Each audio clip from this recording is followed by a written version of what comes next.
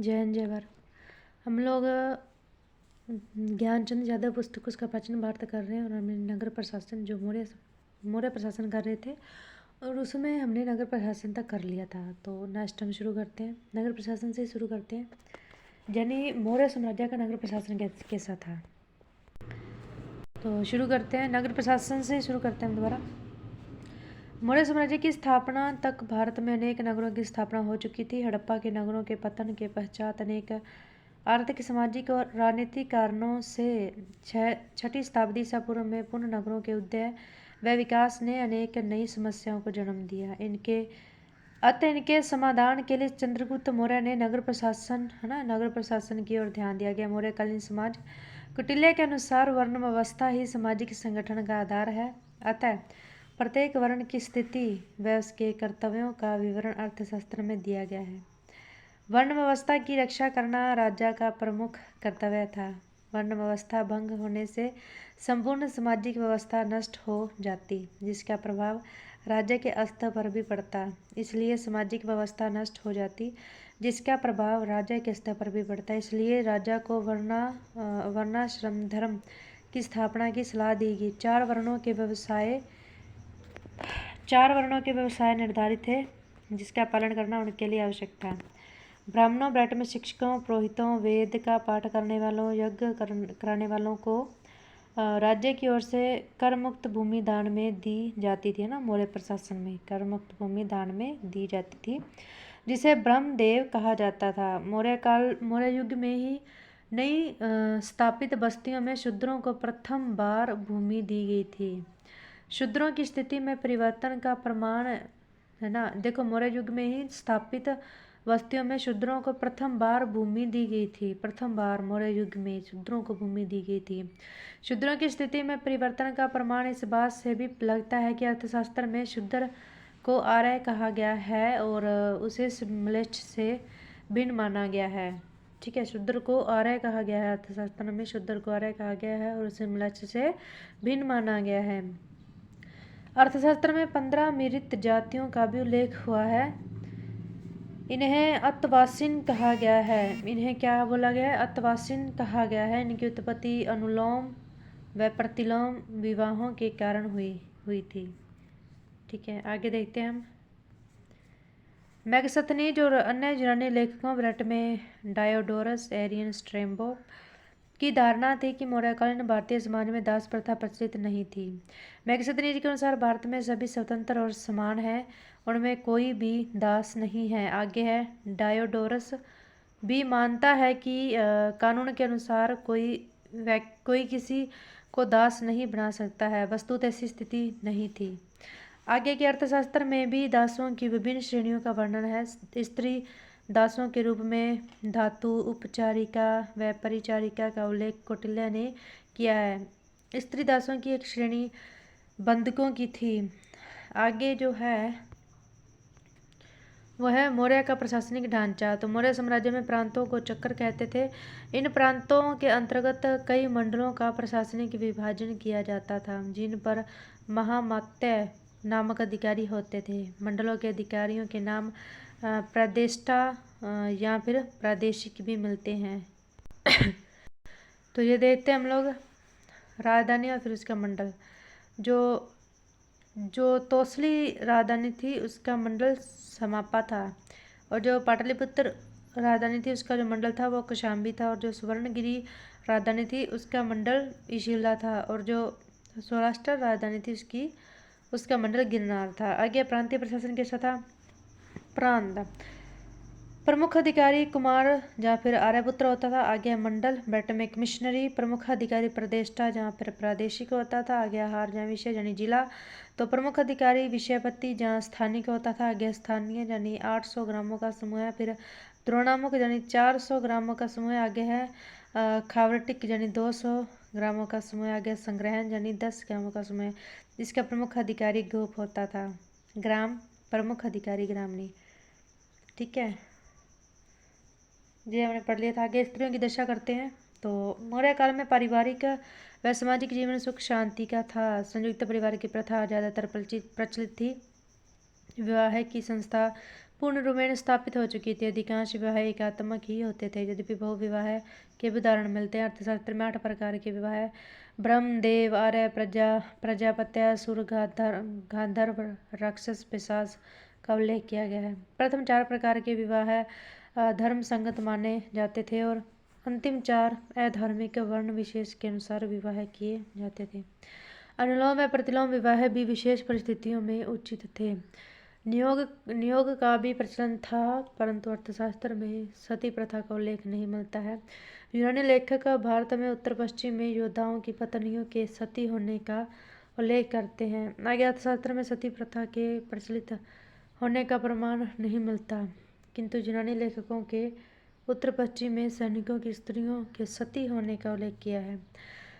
मौर्य युग में गणिका या फिर वेश्याओं का भी उल्लेख मिलता है और स्वतंत्र रूप से वेश्यावृत्ति करने वाली स्त्रियां जैसे रूपा जीवा कहलाती थी, तो वो रूपा जीवा कहलाती थी और इनसे राज्य को राजस्व प्राप्त होता था। अनेक स्त्रियां रूपा जीवा यानी वेश्या भी होती थी और स्त्रियों से गुप्तचरी का काम भी लिया जाता था। आगे मौर्यकालीन अर्थव्यवस्था, वार्ता बराबर कृषि, पशुपालन, पशु वाणिज्य।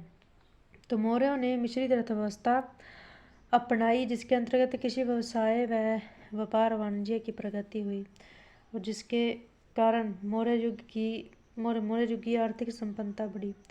अर्थशास्त्र से भी कृषि अर्थव्यवस्था पर महत्वपूर्ण प्रकाश पड़ता है। राज्य कृषि पर नियंत्रण रखता था। आगे कृषि पद्धति देखिए, तो मौर्य काल में सभी प्रकार की फसलों का उत्पादन किया जाता था। अर्थशास्त्र में धान की फसल को सर्वोत्तम माना और जबकि गन्ने की फसल को निकृष्टतम बताया गया है। कुटिलक अर्थशास्त्र में एक वर्ष में 3 फसलों के बोए जाने का उल्लेख मिलता है। हेमंत यानी रबी फसल, ग्रीष्मिक यानी खरीफ फसल और केदार यानी जायद फसल। राज्य की भूमि पर सीता अध्यक्ष दासों, कर्मकारों और कैदियों की मदद से कृषि कार्य की देखभाल करते थे। कृषि कार्य करवाता था और राधे कुछ जमीन बटाई पर भी किसानों को देता था। किसान अपनी उपज का 1/6 से 1/4 भाग तक भूमि कर राज्य को देते थे। चारागाह के साथ साथ वन भी थे और जिन पर राज्य का अधिकार था। कुशाध्यक्ष वन संपत्ति को देखभाल करता था। अर्थशास्त्र में वनों की विभिन्न श्रेणियों का उल्लेख है।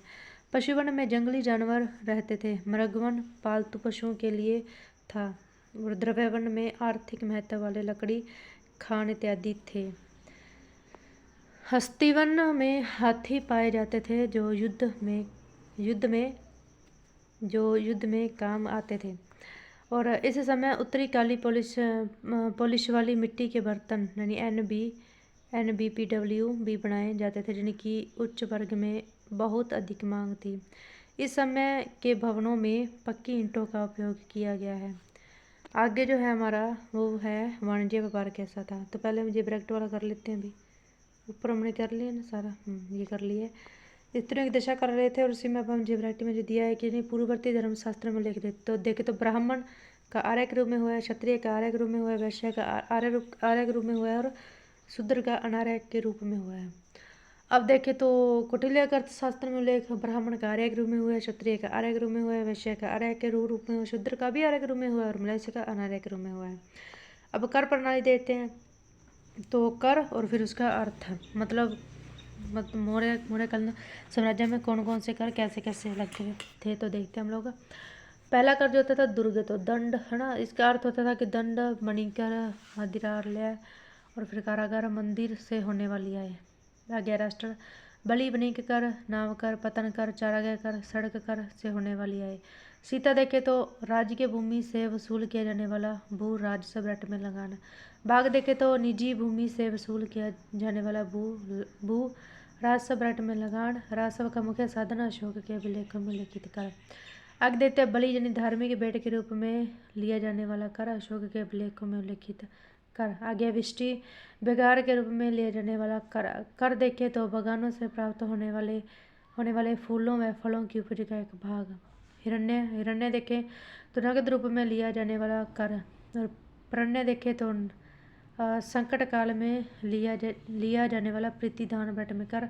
मौर्य द्वारा किए गए 2 नए प्रयोगों में से पहला। आगे पिंड कर यानी कई पिंडों यानी गांवों पर सामूहिक रूप से लगाया जाने वाला कर।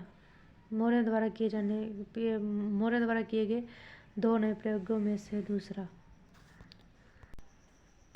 नेक्स्ट जो हमारा है वो है पथिकर यानी समाहर्ता द्वारा गांव से वसूला जाने वाला अतिरिक्त कर। आगे है कोष्ठक यानी सरकारी जलाशयों के नीचे की भूमि पर लगाया जाने वाला कर। आगे पार्श्व यानी व्यापारी को ज़्यादा लाभ होने पर उससे लिया जाने वाला कर। आगे व्याजी यानी व्यापार कर। वित्त यानी पशुओं की रक्षा के बदले में लिया जाने वाला कर। आगे है परिहीनक यानी राज्य के भूमि में पशु हानि करने पर लिया जाने वाला हर्जाना। आगे सेना बक्तम यानी सेना के गुर्जने वाले क्षेत्रों के निवासियों से लिए जाने वाला सेना का। आगे रज्जु यानी भूमि के नाप के समय लिए जाने वाला कर। आगे निष्कमय यानी निर्यात कर। आगे शुल्क यानी सीमा कर व पथ कर। आगे व्यापार वाणिज्य। मेगासतनी के अनुसार एस्ट्रोनोमोई नामक पदाधिकारी सड़कों की देखभाल करते थे तथा दूरी निर्देशित करने के लिए 10 स्टैंडिया की दूरी पर पत्थर स्थापित कर देते थे। वाह।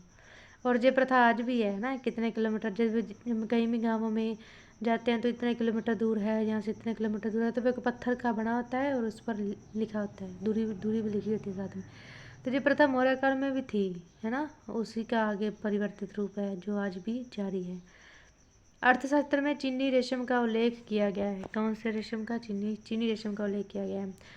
पुरातात्विक साक्ष्यों से अंतर्देशीय व्यापार का भी प्रमाण मिलता है। राज्य की तरफ से बाजार निर्धारित किए गए थे। निश्चित बाजारों में से सामानों की खरीद बिक्री हो सकती थी। पोतवाध्यक्ष नापतोल, बटखरे, बाजार तथा पण्याध्यक्ष व्यापार पर नियंत्रण रखता था। आगे उद्योग देखें। उद्योग धंधों की संस्थाओं को श्रेणी कहा जाता था। श्रेणियों के पृथक न्यायालय होते थे भाई, है ना। मौर्य काल में ही श्रेणियों के पृथक न्यायालय होते थे जो व्यापार व्यवसाय से संबंधित विवादों का निपटारा करते थे। श्रेणी न्यायालय के प्रधान को महाश्रेष्ठी कहा जाता था। क्या कहा जाता था? महाश्रेष्ठी कहा जाता था। श्रेणी शिल्पियों का संगठन, ठीक है। फिर निगम क्या था? व्यापारियों का संगठन। संघ क्या था? महाजनों व देनदारों का संगठन। और सार्थवाह क्या था? अनाज से संबंध व्यापारियों का समूह है। सार्थवाह क्या था? अनाज से संबंध व्यापारियों का समूह है। समय देखे तो संगठनों के कानून का समूह है। आगे मुद्रा प्रणाली कैसी थी? मौर्य काल तक मुद्रा का भी प्रचलन हो चुका था। लक्षणाध्यक्ष मुद्रा व्यवस्था, जहाँ फिर राज्य के टकसाल का नियंत्रक था। मुद्रा के निर्माण एवं संचालन पर राज्य का एकाधिकार था। यद्यपि समय के निश्चित सिक्के नहीं मिलते जिन्हें प्रमाणिक तौर से मौर्य शासकों का माना जा सके, तथापि आहत सिक्के मौर्य काल स्थलों से बड़ी संख्या में मिले हैं जिनसे सिक्कों के प्रचलन की पुष्टि होती है। अर्थशास्त्र से भी विस्तृत मुद्रा प्रणाली की चर्चा की गई है। विभिन्न प्रकार के सिक्कों पन्न, सुवर्ण, कारशापर्ण, माशक, काकनी, अर्ध काकनी का उल्लेख मिलता है। अर्थशास्त्र में वस्तुतः चांदी व तांबे के सिक्कों का उल्लेख है। चांदी के सिक्के 4 प्रकार पन्न, अर्धपन्न, पाद, अष्टभाग के थे। तांबे के सिक्के माशक, अर्धमाशक, काकनी तथा अर्ध काकनी थे। ये मौर्यकालीन मुद्रावस्था बता रहे हैं भाई। आगे है मौर्यकालीन कला। तो कला देखते हम। हड़प्पा की सभ्यता के पश्चात प्रथम बार भारतीय कला के स्पष्ट प्रमाण इस समय मिलते हैं। वास्तुकला एवं मूर्तिकला की अनोखी प्रगति हुई, ठीक है। मेगासतनी जी ने अपनी पुस्तक इंडिका में उत्तरापथ का वर्णन, एक मिनट, उत्तरापथ के बारे में बताया गया है, तो अनोखी मिली है।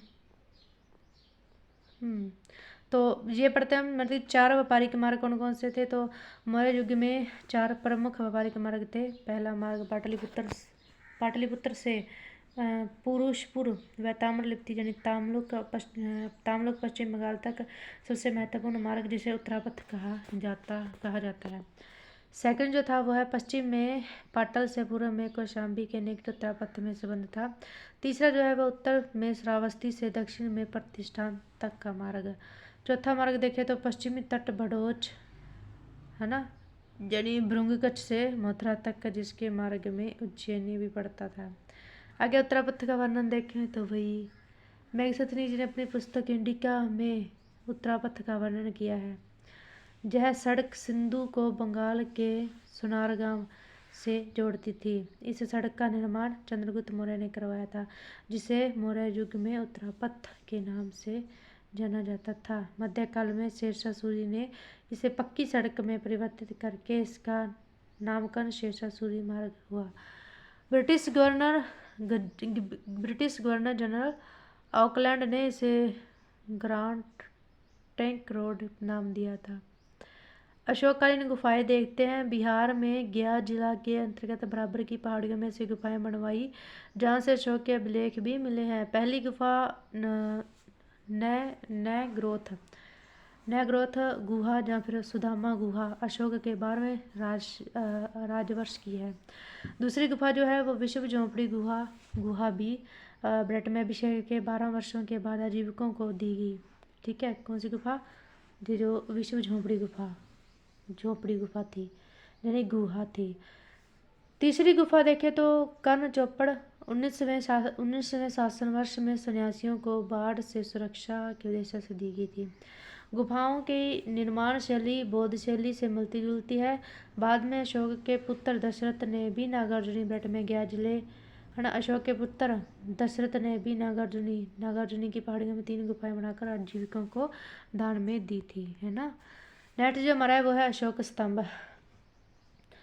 अशोक के स्तंभ ईरानी व यूनानी कला से प्रभावित थे। अशोक के लाट पर जिस प्रकार की पशु आकृतियां हैं वह हड़प्पा की पशु आकृतियों की परंपरा में है। वे यह भी मानते हैं कि पत्थर का चमकदार पॉलिश करने की कला भारत में ईरानी संपर्क के पहले से ज्ञात थी। इसका एक प्रमाण काली मिट्टी के बर्तनों को पॉलिश कर चमकदार बनाने की प्रक्रिया में ढूंढा जा सकता है। पूर्ण ईरानी स्तंभ जहां नालीदार हैं और प्रशस्त खंडों के जोड़ने से बने हैं, वहीं अशोक के लाट सपाट और एक ही पत्थर से बने हैं। दोनों स्तंभों के घंटा व अलंकरण में भी अंतर है। आगे लोक कला। मौर्यकालीन मूर्तियों में विशेष उल्लेखनीय परखम यानी मथुरा से प्राप्त यक्ष की मूर्ति, पटना से प्राप्त यक्ष की 2 मूर्तियां और दीदारगंज से प्राप्त चामरधारणी यक्षी की मूर्ति, लोहानीपुर से प्राप्त नगन तीर्थकर की मूर्ति, भैंसनगर से मिली यक्षी प्रतिमाएं हैं। दीदारगंज की यक्षी मौर्यकालीन मूर्तिकला की सर्वोत्तम कृति मानी जाती है। समूचे विश्व में इसके समकक्ष अन्य कोई भी मूर्ति नहीं है। ठीक है, आगे जो हमारा वह धार्मिक अवस्था, इसके बारे में देखते हैं। यानी यज्ञ व बलि की प्रथा अब भी प्रचलित थी। विभिन्न संस्कारों के पालन, वर्ण व आश्रम व्यवस्था की पवित्रता को बनाए रखने पर बल दिया जाता था। अर्थशास्त्र में देवताध्यक्ष नामक पदाधिकारी का उल्लेख मिलता है, जो मंदिरों और देवताओं की देखभाल करता था और मंदिरों में पूजा उत्सव तथा मेले लगा करते थे। देवताओं के सहयोगियों के रूप में यक्ष यक्षिणी की भी पूजा होती थी। भूत प्रेत जादू मंत्र का भी प्रभाव था। वृक्ष पूजा व नाग पूजा भी प्रचलित थी।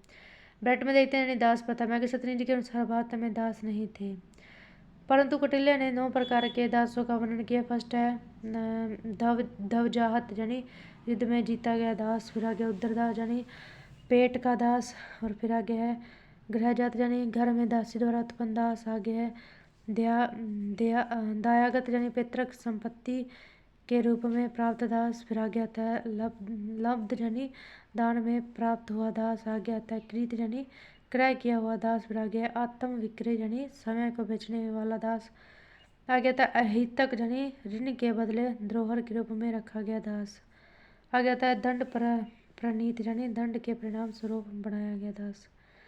आगे देते हैं जैन धर्म। मौर्य काल में अशोक के पूर्व जैन धर्म एक प्रभावी धर्म था। चंद्रगुप्त मौर्य जैन मतरावलंबी था। चंद्रगुप्त मौर्य तो जैन मतरावलंबी था। यद्यपि भद्रबाहु से प्रभावित होकर उसने जैन धर्म अस्वीकार कर लिया था, तथापि चंद्रगुप्त ने अपने धार्मिक विश्वासों को प्रजा पर थोपने का प्रयास नहीं किया। वह धार्मिक सहिष्णुता की नीति अपनाई।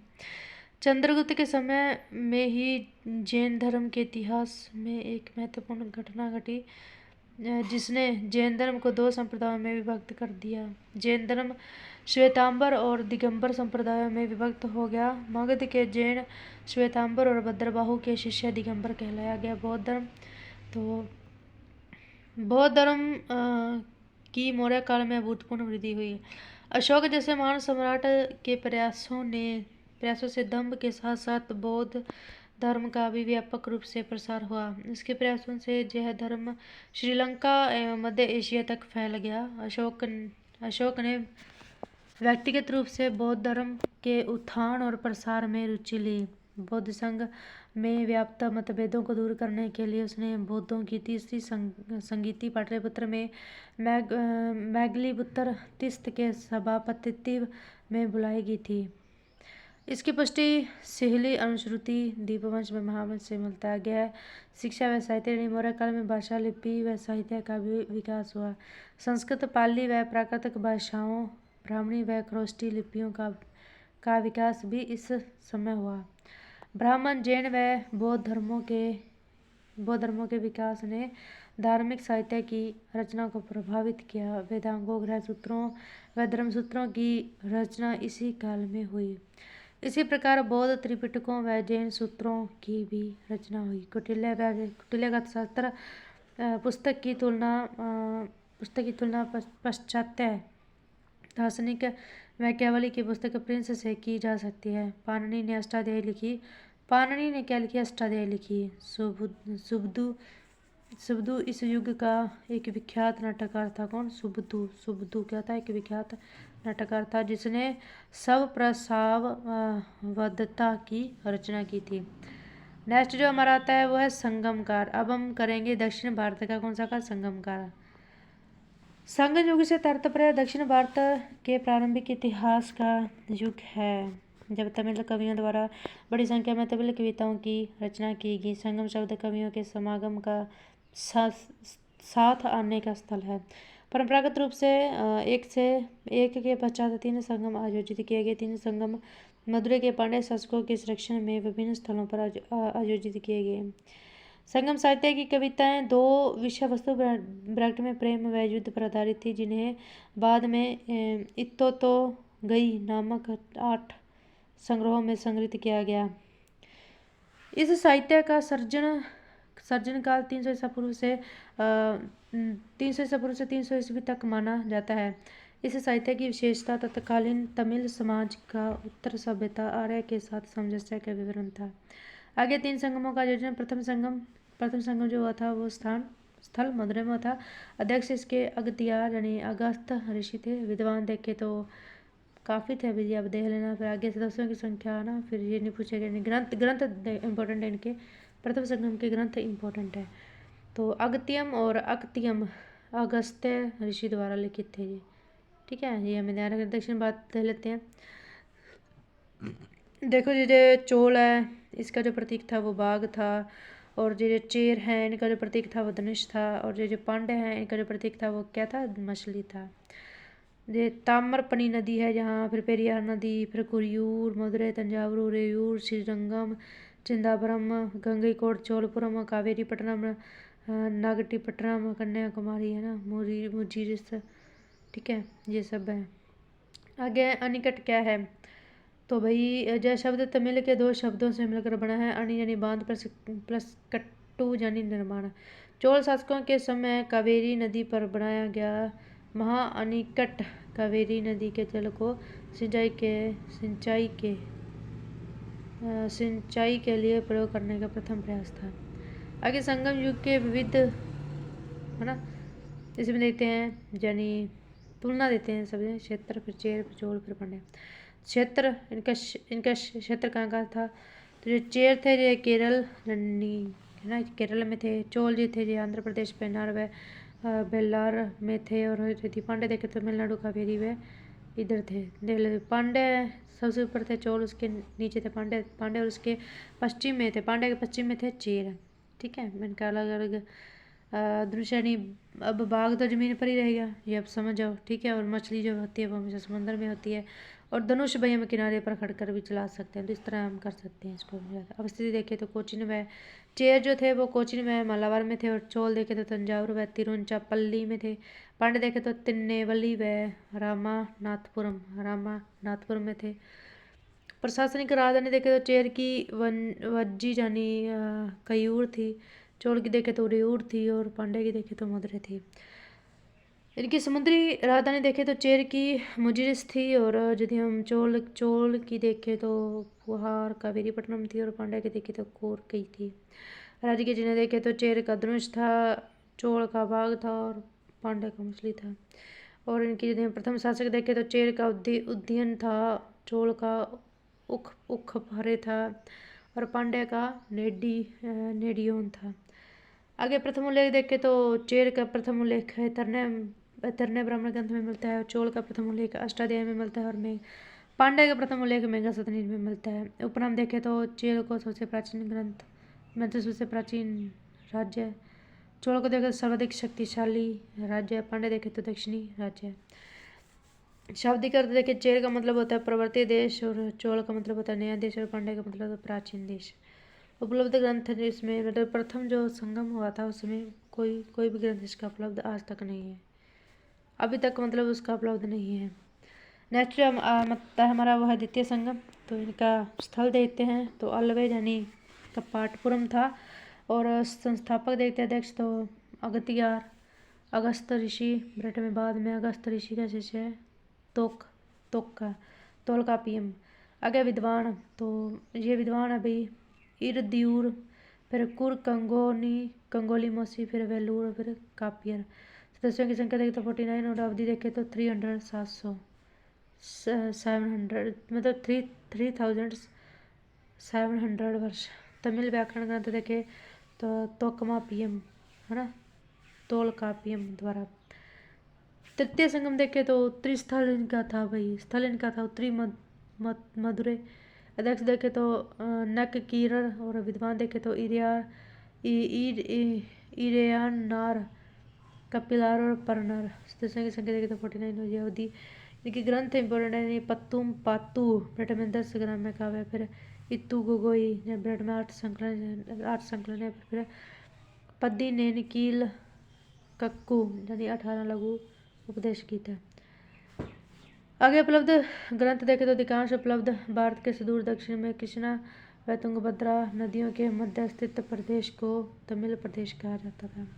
तमिल क्षेत्र तिरुपति की पहाड़ियों से लेकर कन्याकुमारी के छोर तक विस्तृत था। यह बड़ी संख्या में कबीलाई समूहों में विभक्त था, तथा कबीले के सरदार की परंपरा वंशवादी थी। संगम युग के दौरान तमिल क्षेत्र पर शासन करने वाले कई बड़े बड़े कबीले सरदार थे। क्या थे? बड़े कबीले सरदार थे। नेक्स्ट जो हमारा हुआ है चोल, जिनकी राजधानी उरेयूर, फिर चेर जिनकी राजधानी वज्जीबट में कयूर के निकट, और फिर आ गया पांडे जिनकी राजधानी मदुरै थी।